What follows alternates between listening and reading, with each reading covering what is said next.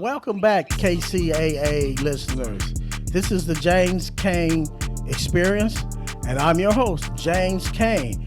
And here next to me is my inner circle, sometimes my subconscious, Skittles. Hello. How y'all doing today?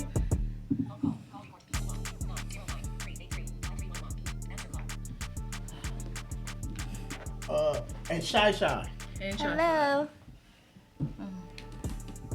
That's nine. They called nine.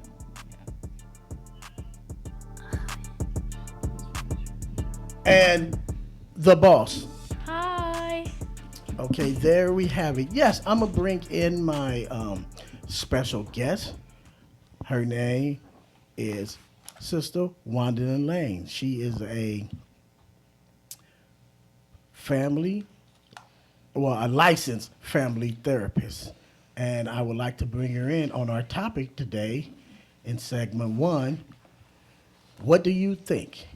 And today's topic is the core of grief a result of an addiction? So yes, Joe, can you bring in Miss Wanda Lane? Well, Grand Rising, can you hear me? Yes, we can hear you. Yes. How you doing Thank today, Wandalin? I am well. Saturday, another day of work, but all is well. That's great, great. Thank you for well, we're honored and we're privileged that you can come on the radio with us today and give us some of your valuable time. Yes, I was informing the listeners that you is a licensed family therapist. Could you let the listeners know where your practice is at and how long you've been in practice? Yes, most definitely. Um, so my practice name is Insight Services Professional Clinical Counselors. It is in San Bernardino, California, in kind of a Pacific location, right on South Waterman and Orange Show. I've had my private practice now 6 years, going on 7, but I need to just share I've been in mental health about 20 years, and I've been in the health field over 40 years. Wow. So I have been doing this for a little bit. Yes. Yes, thank you for that. So, listeners, you see, James Kane's not playing. I'm bringing in heavyweights today. So, Miss Wanda Lane, Yes. we have a topic today. It's about grief, and I know grief is a very touchy subject. A lot of people out there is dealing with loss, a loss of a job, a loss of a loved one, a loss of in many different ways. So my topic is today is the core of grief and result of an emotional addiction. Most definitely. So let me just kind of start here. And number one, I like that topic, and I think it's relevant of everything that we're going on right now, just in our communities, in our world. But as you said, this grief as it relates to addiction. Let me start with there is not a person on the face of this earth will not go through the grieving process, because grief is any loss that we deal with in our lives. And as you mentioned, job, relationship, moving, um, even something that's positive of going from elementary school to middle school. That grief of I'm now growing up and I am getting bigger and I've got to adjust. So let me pivot to this addiction and those individuals that are using addiction to cope with stress, um, um, emotional hurt and pain, and maybe they've learned addiction because they've seen that as they were growing up. And so when an individual is like have kind of realized this is not what I want to do anymore, and I want to stop this because I want to do something different. Now they have to change that mindset that what I'm doing that has caused me harm is not working. And I've got to let go of that mindset that this is not good for my life and I want something better.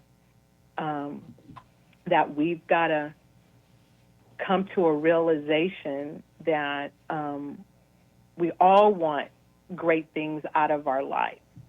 But if we've not been taught that or we haven't experienced that and we think that this is just it and this is the way, and I've got to let go of that, and we've got to go through the process. One of the things that we get stuck on as individuals is being stuck in the grief process. But we've got to go through it. We've got to go through each stage until we begin to manage our life that's going to be productive and positive and healthy for us. Yes.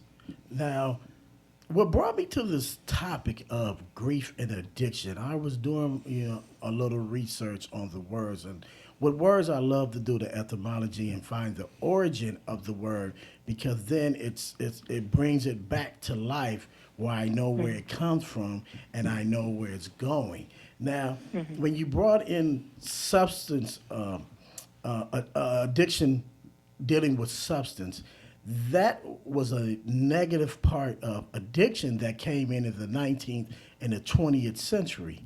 So before then, the word addiction was devoted, something you were strongly devoted to. And then the word grief was like a hardship that became physical. It was more emotional. And then once I put these two together, I found out that Kubler Ross, I say Miss Ross because I'm terrible with names, she came up with the 5 stages of grief. And I noticed denial, anger, bargaining, depression, and acceptance, not in that order, but we'll just put it in that chronological order right now. It's all about what you deal with in some kind of addiction. It can be substance, it can be just, emotional. So I was looking at the devotion of the addiction that causes a person to go through this grief. Now, if we can just cope with the addiction part that we have, maybe it will become easier for someone to deal with the grief they have. Now, like me, I've lost a lot of people in my life, family members, my mother, grandparents, father. So I run from grief. I don't know anyone else. I don't look back. I just keep forward. I keep driving that car. Just picture me driving. Watch out out there, because here comes James. So could you just give us a synopsis of those 5 stages of grief? Most definitely. And remember, I kind of started with every person on this planet, on this earth, is going to go through grief because there is going to be a loss that we deal with. And it necessarily doesn't have to be negative. Yes. But that's just the life cycle. We are going through something. We're getting ready to go through something, and we've come out of going through something. And what she developed is recognizing, Core, that these stages is something that we definitely need to identify. And I give you this example, and the first one. If we stay in the stage of denial that there hasn't been a loss, that I have this mindset that I cannot not do this, And so I just keep walking and hitting my head, and I keep believing I can keep walking, but I'll never hit my head. But if I run into the door, I'm going to hit my head. I'm in this denial that understanding that this is happening. This was what has happened, and this is real. So when I accept that I am in an unhealthy relationship that I choose not to get out of, I have lost a loved one, I am, this job is not positive for me. I don't need to be treated like this. When I accept that this is real, now I can make a change that I want to do something different, that I am going to do something different. And remaining in denial, it will and it could cause the anger, cause the rage, cause the frustration, and now I'm acting out in a way that is not best in my interest. We can then, instead of looking at the positive of what I can do that's going to benefit or help, maybe I want to bargain. Maybe I'm going to not look at the positive, but I'm going to even give a little bit more because I want to hold on to what is and what I think, what is not working, what is not good. So I am like, okay, if I give a little bit more, if I don't think about this, then this is not real. And that does have this negative connotation of me deciding that I don't want to work toward a goal or a positive outcome. That can lead to depression.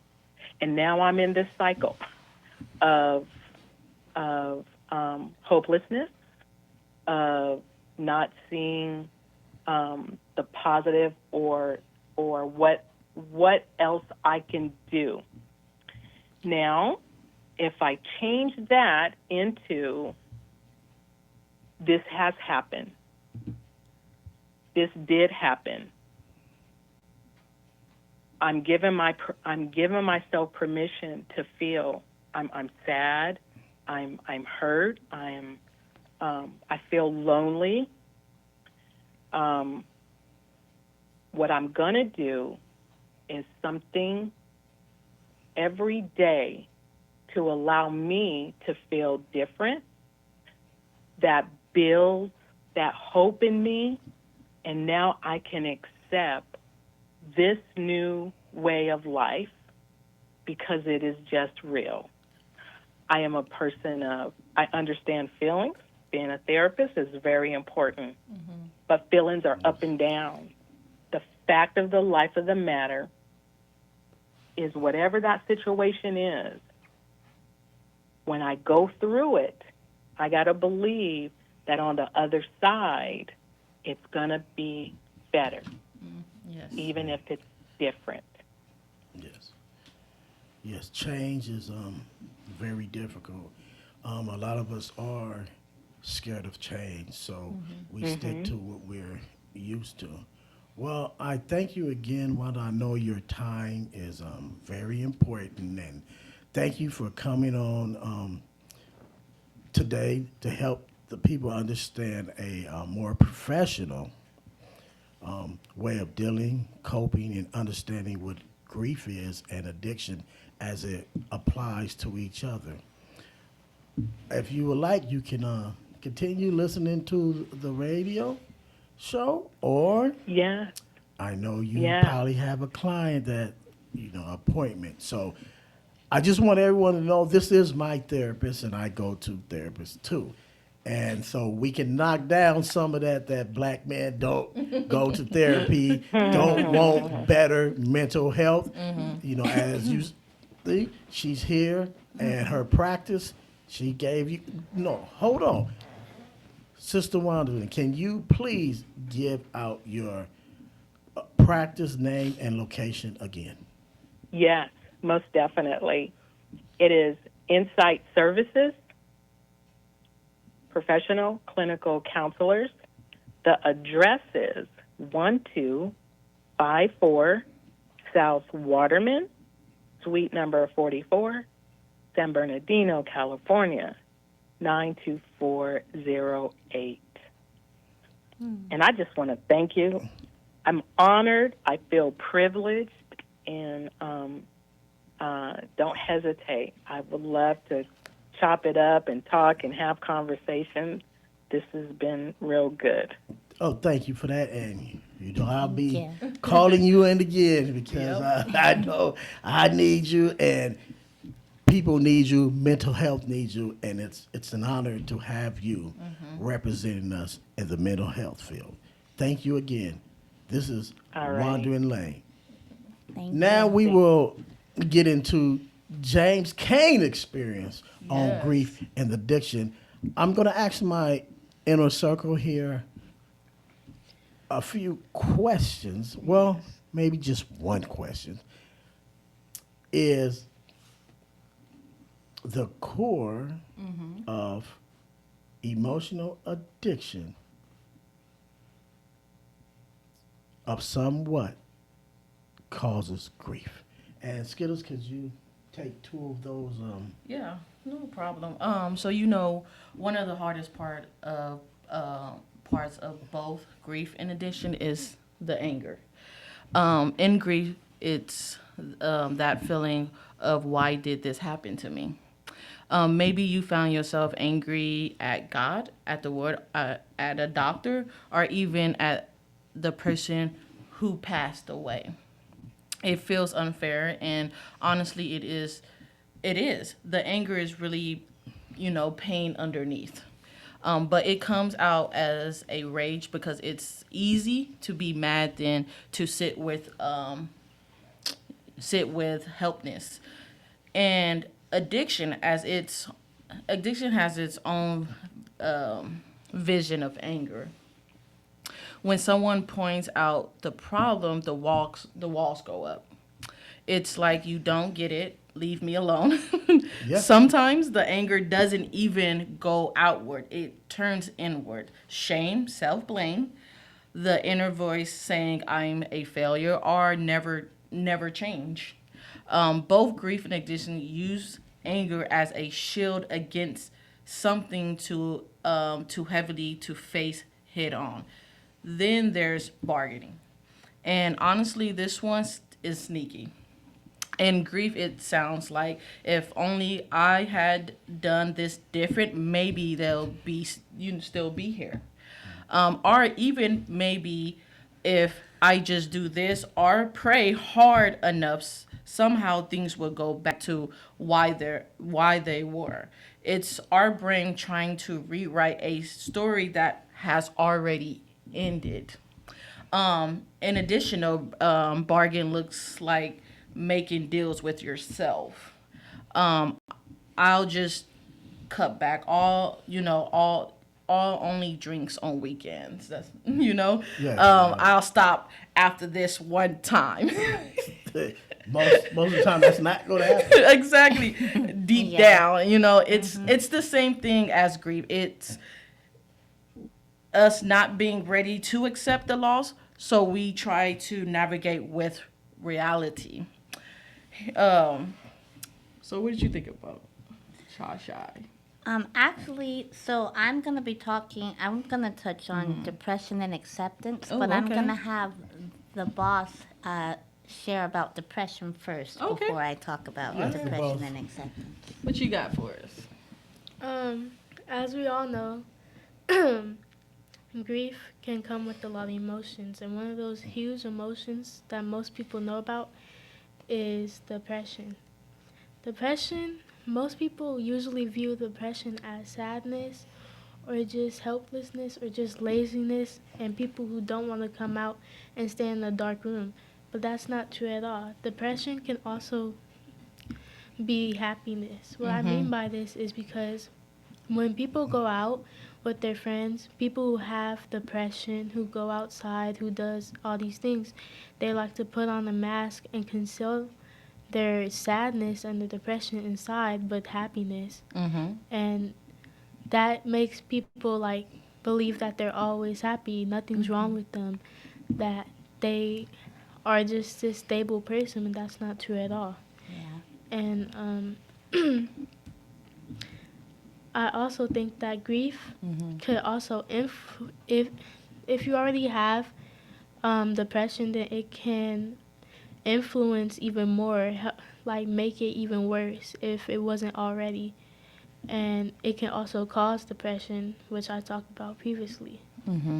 Um, a lot of people try and underestimate or undermine how powerful grief is, but grief isn't just something just to laugh or talk about or think that it's not something important, because it is.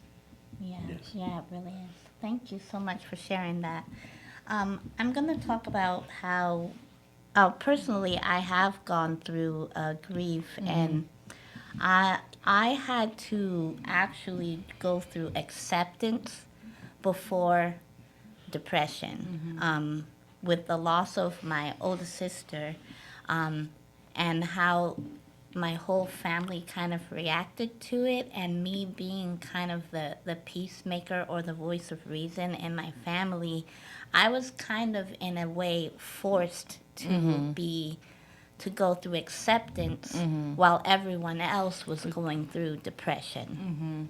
And so I had to, kind of, help move along the decisions to cremate my sister, have a ceremony to grieve for my sister, mourn the loss of my sister with my family, and a few friends of hers, and then also spread her ashes in a place that would honor her. And that was really hard to do, because like the boss shared, you kind of like sometimes you have to put on a mask so that other people kind of don't see how much you're hurting. And I feel like I accepted the loss of my sister, but I was hurting at the same time. But in order to get all of these things done that needed to be done, yep. I had to put on a mask so that I could help everyone else and also get these things done. And then after all of that was done, I think depression kind of just hit me with a ton of bricks. And just kind of like, it was like, for me, what was so saddening was the role that my sister played in my life, and knowing that that role was gone, that she was gone, and feeling hopeless, like, who is going to fill that role, and am I going to be okay with that role not being filled? And because she was very much like someone who, I was very shy, and I was also bullied all the time, and she was the one who was like, stick up for yourself, don't let people talk to you like that. And then me, I felt like, okay, like, who's gonna be that person for me, encouraging me to speak up for myself, and to fight my battles, and that was really hard for me. But I think I made it to a place where I had to just really step into the role for myself. And so that was definitely hard, but it was also something that I needed to go through in my life. So I don't regret it. Yes, because grief can be inspiring as well as it can be hard to deal with. We can cope with grief. I know myself, as I previously stated, I run from grief, but I have a purpose. And most of us in life, that's what keeps us standing up, is our purpose in life. And mine is to see my kids grow old, to see how their lives turn out for them. The joy of having Father's Day and my grandkids coming over and giving me a hug and calling me Grandpa James. And Yeah. it's just wonderful as a parent to age with your children, blossom as you look at each one of them's lives blossoming into their own. Because my uncle told me before he passed years ago, he said, nephew, take your place. The elders is leaving, and we have built you to take the place of the elders now. It's your job. So that's why on the James Kane Experience, I bring these topics so we can talk about it, we can think about it. And in your family, you're that elder. Maybe you're already an elder, and you just need someone to understand you. Well, we're here for you. And if anyone needs someone to talk to, I am a life coach, a friend coach, a religious counselor. You can message me at James Kane Experience on YouTube. Thank you for that. And we'll go into a break. Joe, can you hit him with a beat?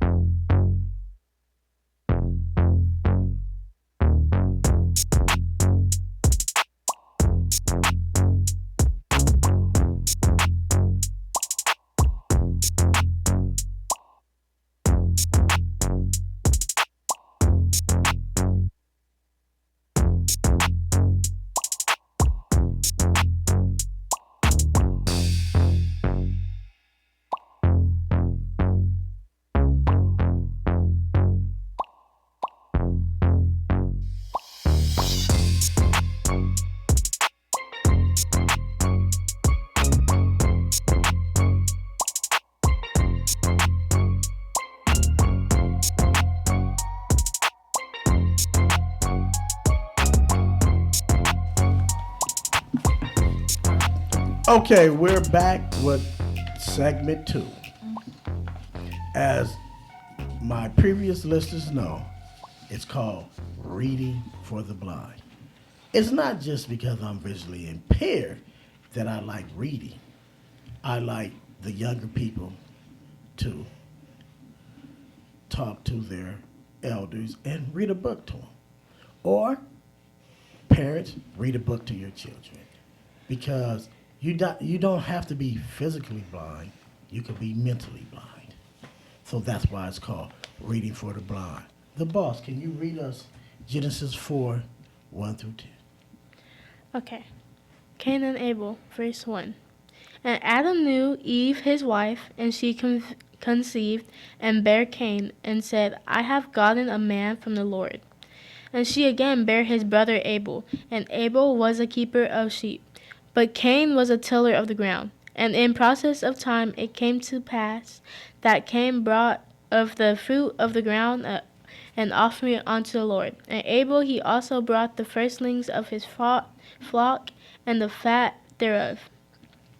And the Lord has respected unto Abel and to his offering, but unto Cain and his offering he had not respect. And Cain was very wroth, and his countenance fell. And the Lord said unto Cain, Why art thou wroth, and why is thy content falling? If thou doesn't well, shalt thou not be accepted? And if thou does not well, sin lieth at door, and unto thee shall be his desire, and thou shalt rule over him. And Cain talked with Abel his brother. And it came to pass, when they were in the field, and that Cain rose up against Abel his brother, and slew him. And the Lord said unto Cain, Where is Abel thy brother? And he said, I know not. Am I my brother's keeper? Okay, that's the end. Okay. Now, let's start off first with Cain told his creator or his boss, am I his keeper? Yes, you are. That's your brother. Exactly. He's a part of the family. Okay. What do you mean? But there's even more, because grief and his emotional addiction to not giving his creator what he wanted. Abel gave his firstborn. Now, a lot of you may not or do understand the firstborn rights, but we'll get into that at another time. Time doesn't permit. But the firstborn, just think about it. Your first child, you offer it up to your Creator. You can look at it in finances. Your first dollars, when you go to church, they say, give your tenth. That's another thing. Woo, wait till I tell you about the tenth. It's not what you think it is, but it is close. But anyway, Cain's grief brought him to kill his own brother. That's how strong of emotional addiction he had. Now, I'm going to give you something about the blood. Did you hear God say, the blood? There's life in blood. So, can you read Proverbs 14? Okay. Chapter 14, verse 13, Proverbs. Even in laughter, the heart is sorrowful, and the end of that mirth is heaviness. 15, 13. 15, 13. Now, heaviness and sorrow. We'll read one more because I have one more spiritual blessing for you because I like to tie in the celestial with the terrestrial. Not the terrestrial being aliens, no. It's the spiritual Yes. and the world as we know it. Please continue. A merry heart maketh a cheerful countenance, but by sorrow of the heart the spirit is broken. The sorrow of the heart. Now, if you don't get up in the morning and give yourself a prep talk and be positive, how do you think your day gonna? No one done. Your kids didn't do it to you. The man that didn't come fix your washing machine didn't do it to you. It's you with yourself at that moment. Cheer yourself up and say, Yes. I can take on this day because thank my Creator for giving me another chance to be a better person, human, or whoever you want to be. Just be better. And that's a part of mental health and grievance. We're going to take one quick break because we want to get into the news. Yes. It's a lot going on right now. Ooh. And all you people say, oh, I want to move to Texas. Well, Texas is a great state, but we're going to look at what's going on Yes. in these southern states. That everyone's leaving this fine state of California for better pasture. But is it better? Okay, Joe, take us to a break.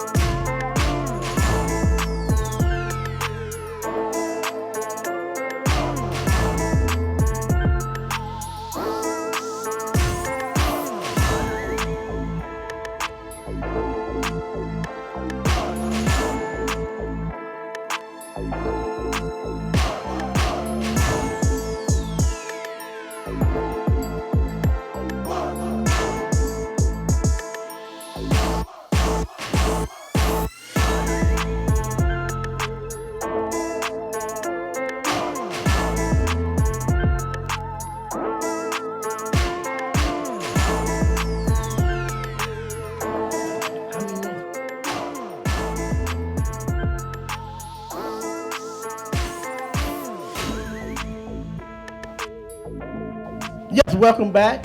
Let's get into the notes with Shy Shy. All right. Well, for the news today, people is getting locked up. However, they ain't coming back home. Not in California, though. Not in California. All right. So, housing may be cheaper in Texas. However, more than 70 people have died while in custody in the Tarrant County, Texas jail since 2017. Dang. These unanswered deaths are sparking outrage, and the sheriff is refusing to appear before the commission to explain what's going on. His reason, Commissioner Elisa Simmons Alyssa Simmons, hostile behavior. Wow. Yes. Also, oh, I'm sorry. Did you want to comment on that? Yes. Oh. 70 people. When I was listening to iHeart, the BIN, and I heard this information, I said, 70 people?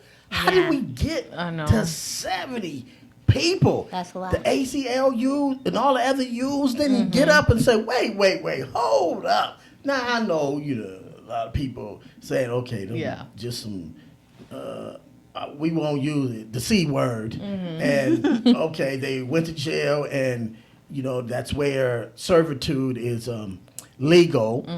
But 70 people? That's crazy. And no one is talking about this. It's on a hush hush. And we haven't had a mass conversation about it.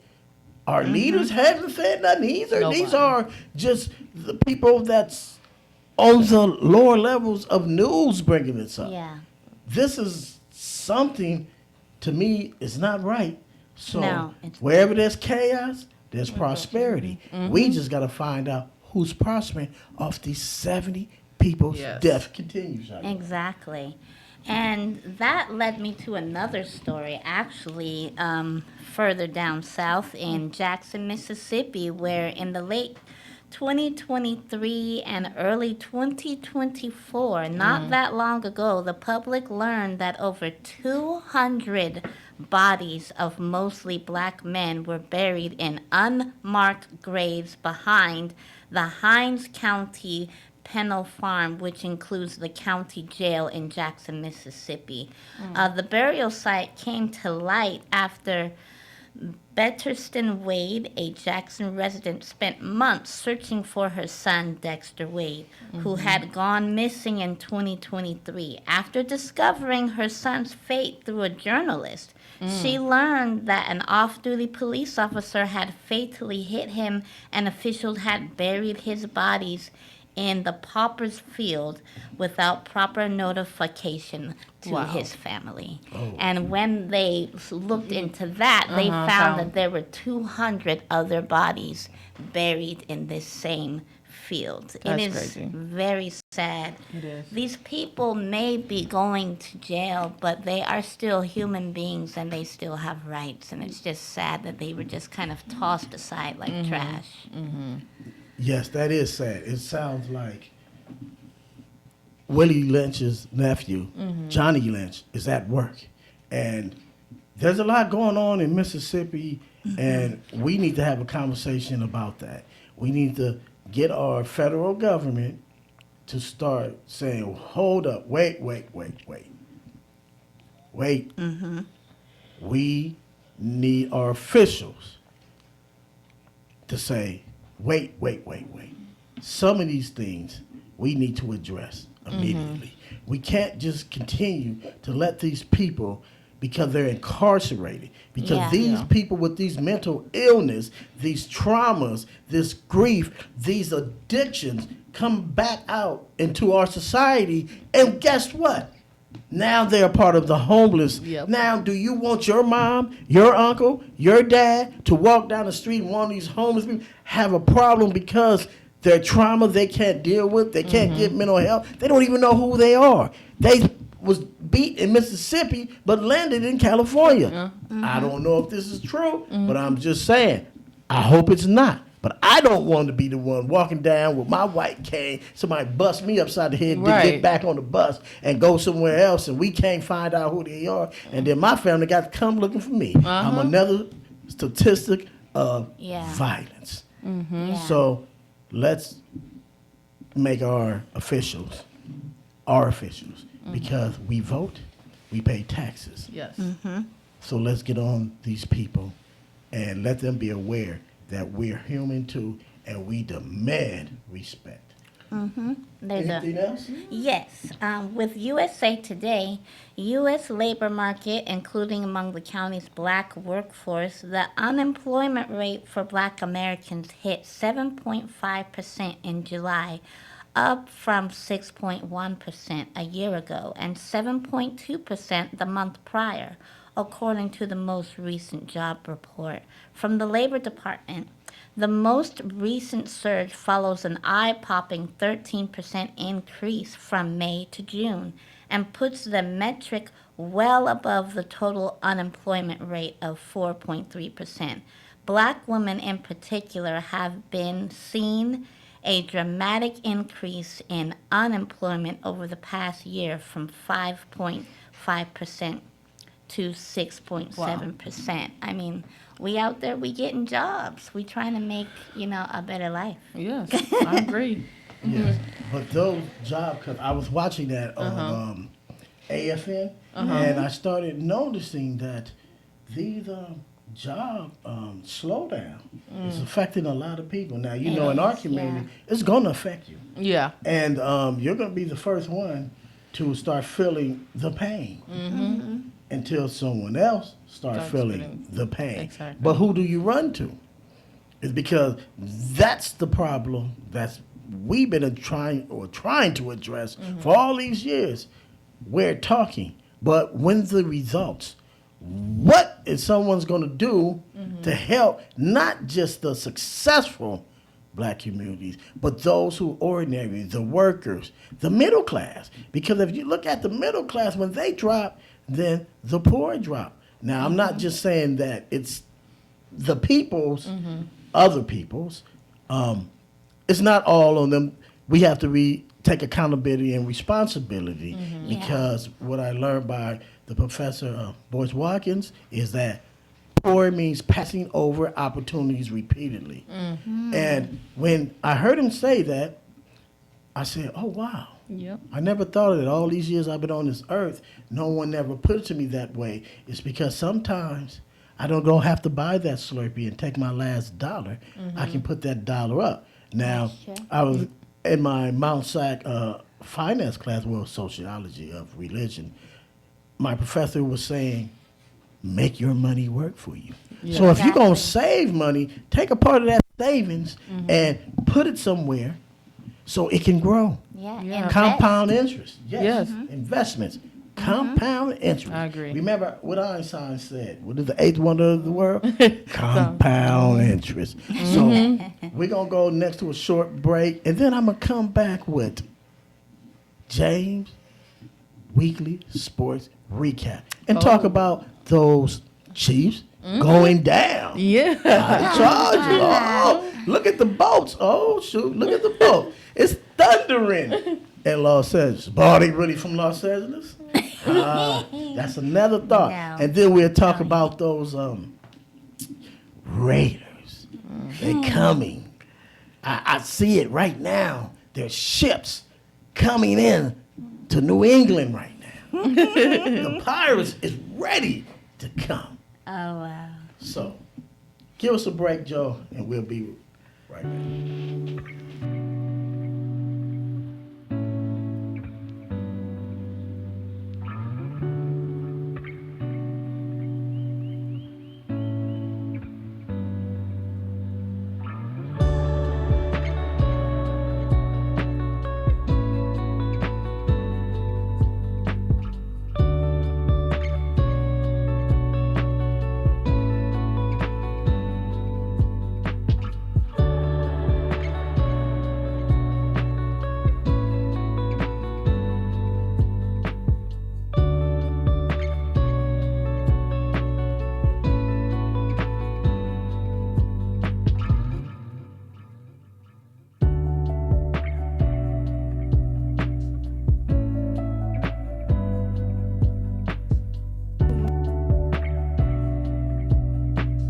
That's what.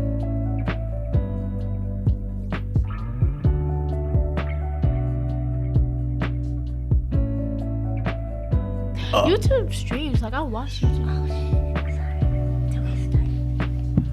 Okay, we're back. Let's get into the sports right now.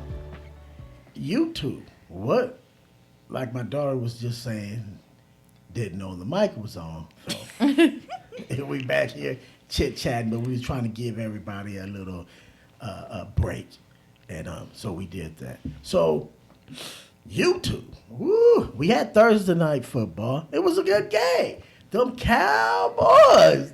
Tell us about it. America's team. Who? If that was America's military, they'd be pissed right now because America's team, they worse than the Raiders. They win a lot, but not in the big game. So here's to you. Thumbs up, Cowboys. And what about YouTube? YouTube came in with a wonderful game in Brazil. They're out there showing that they taking their talents to different countries. If we can't pay, because they charge, have you tried to go to a game lately? Ooh, man, I try to go to 2 Raider games a year. Well, they put me on the sideline. I can't even be water boy. And they just, they priced us out of the handicap. Before you get in there, the handicap, I whip out my cane, clink, clink, clink, clink, and try to, hey, man, look, man, hey, I'm on a fixed income. Help a brother out. But they say no. It's all about the people, the haves. But the have-nots, wow. But we do have where we can go tailgate. I mean, it's expensive as it used to be, but not so much expensive. So on YouTube, we can take our YouTube, hook it up to our TV, and watch a game in the parking lot. No one has to know that you didn't go in the game. But you was there. You could talk about, I seen who hit who. Right, but I flip some gotta burgers. I have to give to Justin Herbert. He was gunning it. I said, what? Herbert finally stepped up in the big game, toe-to-toe with Mahomes, and they were battling. Oh, man, that's that what I'm was talking like about. 2 heavyweights like we're going to see next weekend. Boxing, Crawford and Canelo. What a Mexican Independence Day. That's going to be a good one. We have a major fight. I know you all will be tuning in. But first, tune in to me, James Kane, on KCAA Radio from 4 to 5. Then tune into the fight, and then you'll be all right. Anybody have anything to say about sports before I get to the Dodgers? Oh no. No, not really. Oh, well, you're a Raider fan. I'm a Steelers fan. Steelers. But we did get some new people, so I want to see what my new people can do on the Steelers. I am looking forward to see my running back, Jaylen Warren. He signed to 2 years with us, so let's see what he's working with, see what he can do for the Steelers. Yeah. Go Steelers. Oh, I forgot. that Still really- curtain. Yeah. Anything? Black and yellow. That's it. Anything else? You don't want to say nothing about your Steelers? I'm just so excited for us to win. Yes. Like, We play the Jets, though. We do play the Jets. Okay. That's gonna be good. That's gonna That be a might good be a game. win, but you Hey, just got no but- coach. Yes, they I'm do. just waiting It's for not us. playing. No, he's not. So that I feel like the Jets against us it's gonna be good. The Steelers, it's gonna be a good game. Yeah. Well, we'll be tuned in tomorrow, and we'll bring that recap back. Oh, my Dodgers. It's rough right now. They're hanging on to first place. That's the good news. But their performance, I don't know about our defense. Our defense and our bullpen pitching, it's just not where it needs to be, and it's given us some terrible loss. We got swept by the Pirates. Now, I remember Willie that's Stargell. insane. Yes, it is. Thank you for that. I remember Willie Stargell. I remember Barry Bonds before they took his fame and said he was juice. But if you seen him when I did, Barry Bonds was still one of the best baseball players I ever saw. He was very good at his craft, and he worked hard at it. And baseball was fun in the black communities we used to play. I remember going out there, and I'll tell y'all something funny. My mom, when she found out I was visually impaired, back then in the 70s and all that, no one understood that. So I think I'm playing, eyesight better. Woo, I was playing baseball. Well, the funding part came. My oldest brother, he got to play. My baby brother got to play. So mom said, okay, well, I really can't afford it. Guess what she said? Well, baby, I don't want to see you get hurt. Mom, I'm teaching brothers how to throw a baseball. We playing. I said, okay, Mama, I understand. But Yeah. baseball was a part of the black community. We played for Shaky, Yeah. Ted Green, Kennedy Park, out here in San Bernardino. We always played baseball. So please don't let someone tell you that baseball is not a part of our community. Look at our Hall of Famers. Look at some of the J.R. Ritchie. I can go on and on. We had some Yes, he- great. Well, look at Mookie Betts. He's not playing great right now. And that's another topic. Why do we pay all this money in almost $1 billion and we barely hold on to a league? If I pay a dude $700 and something million, I know baseball is a game of failure, but you better get it right majority of the time. Yeah. Because all that money, boy, whoop, hot dogs. They must be selling goods because, boy, I tell you, $1 billion is $1 billion. And whew, a lot of people would want to just see a quarter of that, 1/10 of that, because there's people out here starving. But anyway, that's James's rant. And can't wait for the the Lakers to start. We have it's countdown. Oh, I can't wait to come on Saturdays and talk about my Lakers, purple and gold. Yes, maybe LeBron's last year. No. But we'll see. Yeah, he's amazing. He's amazing, But Father but Time is kicking him. I don't know if it's a word, but I'm gonna amazinger. Father Time will slow you down. Exactly. In seconds. Them knees don't do like they Man. used to. Now, at my house, I have like a big backyard. So one day I was running with my 5-year-old. So I was running, and I was really running. So my 5-year-old said, switch, and when you almost 60 and you try to switch, she hit back. Boom. She couldn't get me the long one, but she turned to him. Bam. So I said, and I turned, and it said, Blue, blue, blue. ibuprofen. Every muscle in my body said, you have not been exercising. Whoa. Yeah. So thank y'all for that. And we're going to bring in some segments that I just want to give you updates on. Yes. One is going to be sponsoring us is called Boss Ladies Entertainment Enterprises. This is a business that I started for my daughters and my wife. I thought this business because when I leave, I want them to have something to hold on to. See, I want them to be owners. It's okay to work, but it's better to own. Like this fine radio station, KCAA. Without them owning this radio station, I couldn't come out to you. And I thank them and appreciate that they let me come on their airwave to give you my thoughts along with my family. So we thank you, and we're honored to come in between 4 and 5 on Yes. Saturdays to find something common with the people that we all can discuss Yeah. and talk about, and maybe we can be in a better place. Yes. Well, time is getting away from me, so hopefully you will be back next Saturday before the fight, 4 to 5. Remember, if your life is not going right, restructure, regroup, refocus on what you have left. Thank you again for tuning in to the James Kane Experience. Bye-bye now. Bye.